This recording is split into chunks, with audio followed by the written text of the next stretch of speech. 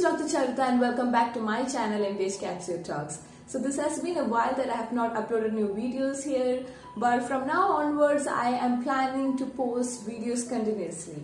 So for today, the video that I am uploading is different from, the making is different from the other videos that I usually upload.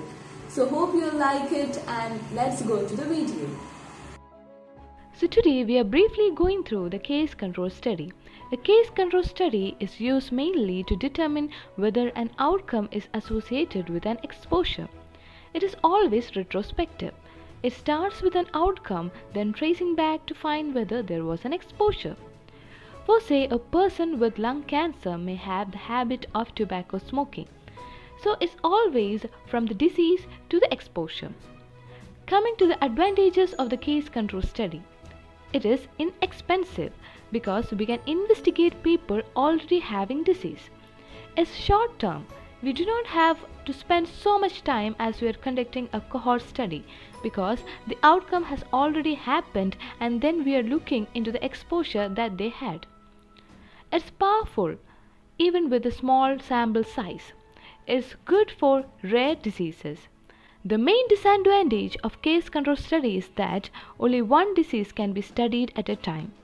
It doesn't have much external validity when compared to the cohort study, mainly because the studies may remember the past information regarding the exposure, but the controls that we select may not be remembering all those details, and that can lead to recall bias. Next, we can talk about the types of case control studies. First one is a population-based case control study. That is, the cases and controls are recruited from the population. Second is a nested case control study. Here, the cases and controls are within a cohort. For say, a study done among healthcare workers, they act as a cohort or a group. Third one is a hospital-based case control study. Here, the cases and controls are patients who are hospitalized or outpatients.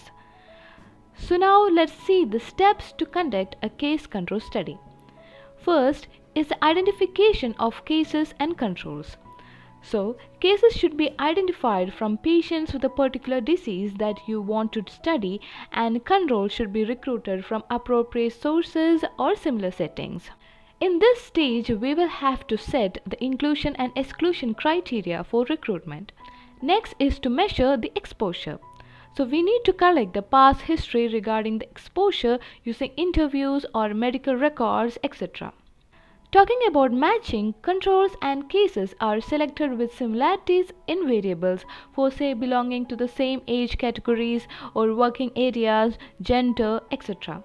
While doing matching in the study can lead to reduction in the recruitment of the eligible population and limiting the generalizability of the study.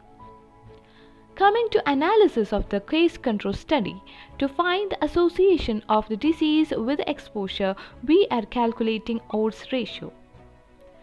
Odds ratio is odds in cases divided by odds in controls. So odds in cases is the cases having exposure upon cases without exposure. Likewise, odds in control is controls having exposure upon controls without exposure. So from the table it is A by C divided by B by D, that is AD by BC. To interpret the odds ratio, if odds ratio is equal to 1, there is no association between the exposure and disease. And if the odds ratio is greater than or equal to 1, is considered as a risk factor, that is, exposure is a risk factor to develop the disease. And if the odds ratio is less than or equal to 1, is considered as protective factor, that is, the presence of the exposure can prevent the development of the disease. So that's all for today. Hope you had a quick overview of this topic, and I'll be back with more videos in MBH Capsule Talks. Don't forget to like, share and subscribe to my channel. Thanks for watching. Bye bye.